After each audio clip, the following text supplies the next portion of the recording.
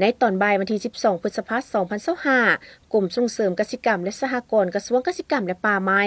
ได้จัดกองประชุมเผยแพร่3นิติกรรมคือกฎหมายว่าด้วยสหกรณ์ดำรัสว่าด้วยกสิกรรมแบบมีสัญญาและดำรัสว่าด้วยที่ดินกสิกรรมขึ้นที่สโมสรสถาบันค้นคว้ากสิกรรมป่าไม้และพัฒนาชนบทโดยการเป็นประธานของทานปริญญาเอกนางจันทครบรพันธ์รองรัฐมนตรีกระทรวงเกษตรกรรมและป่าไม้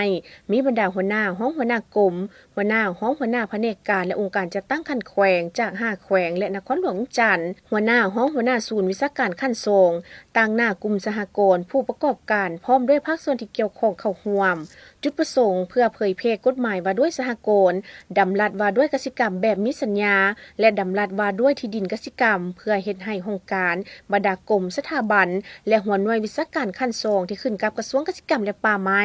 บรรดากระทรวงและองค์การจัดตั้งที่เกี่ยวข้องขั้นศูนย์กลางองค์การจัดตั้งสากลและการร่วมมือต่างๆบรรดาแผนกและองค์การจัดตั้งที่เกี่ยวข้องขั้นแขวงจำนวน5แขวงและนครหลวงจันทร์สหพันธ์สมาคมและสหกรณ์ต่างๆให้มีความรับรู้และเข้าใจ